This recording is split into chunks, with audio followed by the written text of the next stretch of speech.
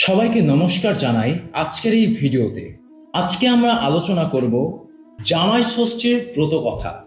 তাহলে চলুন শুরু করি আজকের ভিডিও।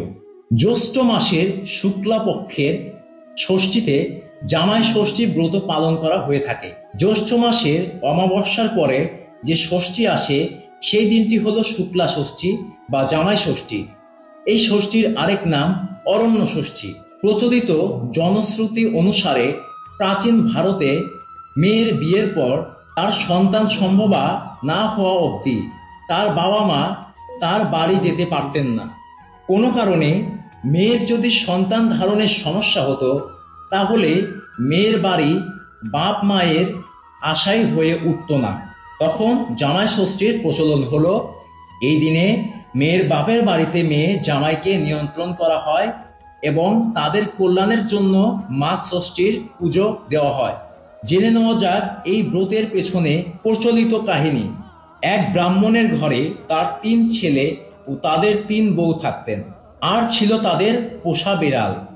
3 বউয়ের মধ্যে ছোট বউ মাঝে মাঝেই খারাপ জিনিস চুরি করে খেতেন আর দোষ চাপাতেন তাদের পোষা বিড়ালটার উপর। বিড়ালটা ছিল মা ষষ্ঠীর বাহন। সে মা ষষ্ঠীর কাছে ছোট বউয়ের নামে নালিশ করত। এইরকম ভাবেই একদিন জ্যৈষ্ঠ মাসের শুক্লপক্ষের ষষ্ঠীতে ব্রাহ্মণী ব্রত পালনের জন্য পায়েস মিষ্টি রান্না করেছিলেন। তিনি স্নানে যাওয়ার আগে ছোট বউকে খাবারগুলো দেখতে বলে গেলেন। দেখো তো মা, বিড়ালটা যেন কিছু মুখ না দেয়। তিনি স্নানে গেলে খাবারগুলো দেখে ছোট বউ লোভ সামলাতে পারলেন না। সব খাবার থেকেই একটু একটু করে নিয়ে খেয়ে দেখলেন আর দই নিয়ে বিড়ালটার মুখে লাগিয়ে দিয়ে এলেন। এরপর স্নান করে এসে ব্রাহ্মণী খাবারের এরম অবস্থা দেখে ছোট বউকে জিজ্ঞাসা করলেন, এরম কে করছে? ছোট বউ বললেন, কি জানি মা, আমার একটু চোখ লেগে গেছিল, মনে হয় বিড়ালটাই খেয়েছে। এই বলে তিনি বিড়ালটাকে নিয়ে এসে মাকে দেখালেন। এই দেখুন মা, মুখে খাবার লেগে আছে এখনো, বলে বিড়ালটাকে 2-4 ঘা দিয়ে ছেড়ে দিলেন। মনের দুঃখে কাঁদতে কাঁদতে বিড়ালটাকে বনে গিয়ে মা ষষ্ঠীর কাছে সব কথা বলল। মা ষষ্ঠী বললেন, আমি সব জানি, তুই কাঁদিস না, আমি ওকে শীঘ্রই এর প্রতিদান দেব। কয়েক মাস পর ছোট বউ সন্তান সম্ভবা হলেন। তার একটি ফুটফুটে ছেলে জন্মালো। বাড়ির সকলে তো বিশাল খুশি। ব্রাহ্মণী গরিবদের বস্ত্র বিতরণ করলেন। একদিন রাতে ছেলেকে কোলে নিয়ে শুয়েছিলেন ছোট বউ। পরের দিন ঘুম ভেঙে দেখলেন ছেলে আর কাছে নেই। অনেক খুঁজেও কোথাও ছেলেকে পাওয়া গেল না। এইভাবে ছোট বউ 7-8টি সন্তানের জন্ম দিলেন, কিন্তু একইভাবে সকলেই যেন নিজের কোথায় নিখোঁজ হয়ে গেল।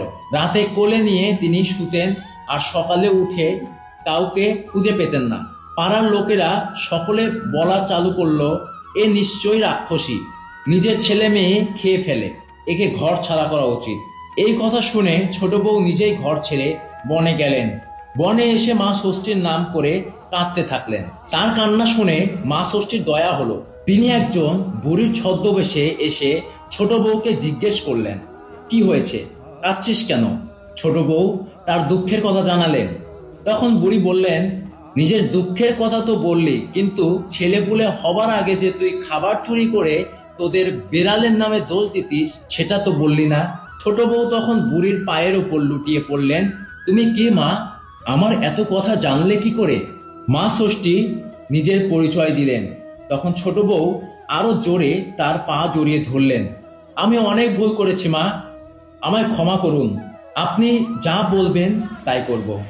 তখন মা ষষ্ঠী তাকে বললেন, পথের ধারে একটা মরা বিড়াল পচে পড়ে আছে, তুই 1 হাঁড়ি দই নিয়ে ওর গায়ে ঢেলে চেটে আবার সেই দই হাঁড়িতে তুলতে পারলে তার ছেলে মেয়েরা ফিরে আসবে। ছোট বউ তাই করলেন। তখন মা ষষ্ঠী তার ছেলে মেয়েদের ফিরিয়ে দিলেন এবং বললেন, এই দইয়ের ফোঁটা এদের কপালে দে, আর কখনো পুজোর জিনিস চুরি করে আমার বাহনের নামে দোষ দিবি না, আর ছেলে মেয়েকে কখনো দূর হ, মরে যা বলবি না। এই বলে মা ষষ্ঠী অদৃশ্য হয়ে গেলেন। ছোট বউ ছেলে মেয়েদের নিয়ে ফিরে এলেন। ব্রাহ্মণী নাতি নাতনিদের পেয়ে খুব খুশি হলেন। সকলে মা ষষ্ঠীর পূজা করলেন। এরপর ছেলে মেয়েরা বড় হলে তাদের বিয়ে দিলেন। জ্যৈষ্ঠ মাসের শুক্লপক্ষের ষষ্ঠীতে মেয়ে জামাইকে ডেকে জামাই ষষ্ঠী করলেন। এইভাবে এই ব্রতের কথা চারদিকে ছড়িয়ে পড়ল। সবাইকে ধন্যবাদ আজকের ভিডিওটি দেখার জন্য।